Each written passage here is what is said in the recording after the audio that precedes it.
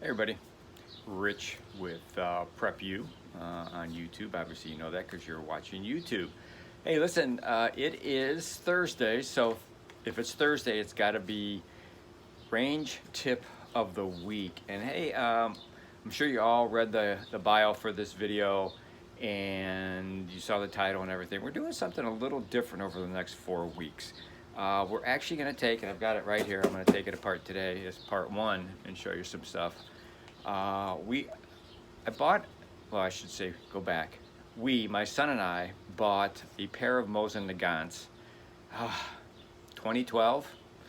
And of course, shortly after that, he took his apart and he got it in working order pretty quick. And that's what we're going to be doing over the next 4 videos, along with some range tips to keep you going, and kind of exciting. You know, I'm kind of actually I'm kind of excited to shoot this. I know a lot of guys at the range have them, and they absolutely love them. They're 7.62 by 54R, so it's a great bullet. It's a powerful bullet, and they're just great rifles. And when I bought this, they were like $99. This is a used one. This one was made in Russia. They're made in all different places, even the U.S. They made them in the U.S. It was one of the first smokeless cartridge rifles, and they're made in Russia, Czechoslovakia, Yugoslavia, in different places, and the U.S. Basically came about, I think, in the late 1800s is when they first started producing them. But anyhow, it's enough history on the Mosin. Why don't we get right into the range tip of the week, and then I'll show you what's inside the box. Calling this time is money, and it amazes me every day when I'm in the range that I see people go up to the range counter and they pay, and they goof around, and they talk, and they pick out targets, and they do this, and they do that, and then they come into the range, and they look up at the clock, and they've got 46 minutes left. And they look at me, and they go, why do I only have 46 minutes left? I says, because once you hit pay, or give them the money and you get your change back, and they walk over to the clock, they hit start. You have 1 hour and 2 minutes. The 2 minutes is to get you into the range. So I always suggest to people, even though it may be a pain, when you come in, get ready to go, get your targets, get in line. If there's 2 of you, or 3 of you, or 4 of you, people pay and get in line, the other people go pick out targets. Here is a list of some things that you should be doing either at home or before you walk in the range, because time is money. All right, number 1, load at home. Okay, I see people every single day come into the range and none of their magazines are loaded. Okay, I don't get that. You have plenty of time to load at home, unless you have a firearm that your significant other doesn't know about, or you're not supposed to have, or whatever, and you don't want to be loading on the kitchen table or the dining room table or in your bedroom. But that's the only way you shouldn't be loading at home. You need to load at home. Double check your bag, make sure everything's in there. And this kind of goes along with this one last tip is, make sure your eyes and ears are on before you go into the range. Well, if you're searching through your bag trying to find your eyes and ears, you're wasting time. Time is money. All right. Clean your firearm at home. After you get done shooting the time before, go home, clean it. It doesn't have to be totally broken down and clean it, but make sure that the chamber's clean. Make sure that there's plenty of oil in it, not too much oil. You don't want it dripping or anything, but make sure it's ready to go also. What else we got here? Like I said before, pick out your targets before you pay, because you're sitting there hemming and hawing about targets. There's another 30 seconds gone as you pick them out, especially if you're getting like 10 or 12 or whatever. If you're getting 10 or 12, you should be buying them online anyhow, because you're paying way too much money if you're shooting that much, because they're kind of expensive. Like I said, once you finalize your transaction, the clock is starting. Clock on your range time, it's starting to click down. I always suggest invest in additional mags and get a loader. So you have additional mags, you've loaded at home, you've come to the range, you've shot through those mags, now you're one at a time just kind of loading them. Buy yourself a loader. I don't care what kind of loader you buy. I have a personal preference, but that's not what this video is about. It's about what you want and about what you do. So in order to have more time in the range, think ahead. Think ahead of what you're doing and have it done. We've talked about in our bags video, we talk about always double checking your bags, make sure you have everything. Batteries, especially batteries. If you have electronic headsets, all right, or hearing protection, have extra batteries. If you have a red dot, have extra batteries. If you have a scope that takes a battery, have extra batteries. Maybe not one set, maybe two sets, maybe three sets, all right? Extra ears, extra eyes, because otherwise you're gonna have to pay for them. So remember, time is money, and the longer you're out there goofing around, the less time you have in the range. And if you're not a member, not all people are members, not all ranges have memberships, you're wasting your time. And it's getting more and more expensive every day. I think at our range, it's like it's $22 to $25 an hour, and then there's, I think it's $15 per person after that. Do you really want to be wasting that money sitting in the lobby looking for stuff, coming into the range, loading? Do you? I don't think you do. None of us want to do that. So that's your range tip of the week. Be prepared, plan ahead. Don't pay until you're ready to go in. Then you'll have more time. All right? That was your range tip. Now, here's the bonus. Bonus feature week number 1. Like I said, I bought this Mosin 2012, and it's a used one.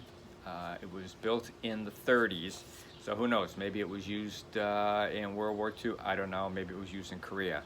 They're still being used in some parts of this world other than recreation that we use it for here in the States. So we're going to open up this box. This is the way it came, and show you what we got. Give me a second. I'm going to adjust the camera, turn it down a little bit so you can see the table that I'm sitting on. Hang in there. This shouldn't take too long. Well, I don't know. For me, it could take a long time. All right. I think that's probably good enough. Probably think you guys can all see that. Get my glasses out of the way. All right. So this is the cardboard box that it came in. Nothing fancy. Just a cardboard box with a label on the end that says M9130 Russian Mosin Nagant R. 762 by 54 R, and the R stands for rimfire, by the way. Yep, made in Russia. Doesn't say the exact date, but I can look it up on the serial number inside of here. All right, let's see what comes with the Mosin Nagant. Well, first of all, hopefully there's a Mosin Nagant in there. All right, and here's the tag. It says right on here, used firearm, M9130 Russian Mosin Nagant, 762 by 54 R. It's this is a used firearm. Like used products, it should be carefully inspected before use. Well, you buy a new firearm, it should be inspected before use. You should always inspect. Here's a little book that comes with it. Century International Arms Incorporated. It's got all the little things about how to take it apart and how to put it back together safely. Also, it's got with it, which is kind of cool, all nicely put together. And of course, watch me put a staple in my finger here doing this. But you get the original, came with it, little ammo carriers. All right, there's 2 here. Got a really cool little snap system. Put your ammo in there.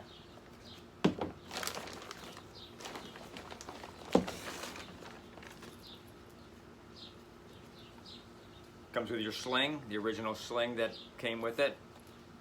Well, probably not. This is, well, I don't know. This is, it's not a replica. It's based, definitely something from the 30s. You also get this cool, and it's full of cosmoline, and that's what we're going to be taking off. So this is the oil that you would carry with you. There's grease on one side. Oh, you probably didn't see that. Hold on. Grease on one side. I'm assuming this, and grease on this side. Okay, so this is all grease to keep your firearm and your hands nice and greasy. So there's that. Time out.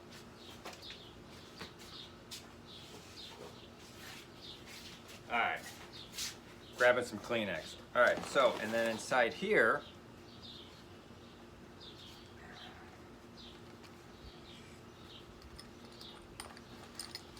is your repair and disassemble kit to keep your Mosin nice and clean. All right, it comes in a really nice little case. But that's not all. And it's only $19.99. No, I'm just kidding. It was $99.99 when I got it. And here, which you guys that own Mosins, I've gotten these before, you know exactly what this is. It is a very nasty looking bayonet. Damn. It's not like the bayonets of today. I mean, this is it's triangular, it's Civil War looking, probably the same things they used in the Civil War, bayonet. And again, it's full of cosmoline. Okay. So I'm just going to slide it back in here. I'm not even going to deal with it. So you're saying to yourself, Rich, it looks like a lot of work to take this thing apart and to clean it up. Well, we're going to let nature help us a lot on this. Learn some tricks from my son and a few other things. And I'm going to show you those tricks right now. So we're actually going to take these bands come off. The barrel will come off, this pops off. We're going to do the barrel separately, obviously, and all the mechanism here we're going to use mineral spirits on. Yep. And you're saying, well, what are you going to use on the wood to get the cosmoline off? Nothing but a black plastic bag. It's 92 degrees today. When I take this apart, or if I take it, probably might take it apart tomorrow because tomorrow is supposed to be 94. I'm going to put it inside this black plastic bag, all right? And put it in the sun, and the cosmoline is just going to drip right off of it. And what I'll do is about every half hour, I'll go in there and I'll just wipe down the wood, okay, and take that off.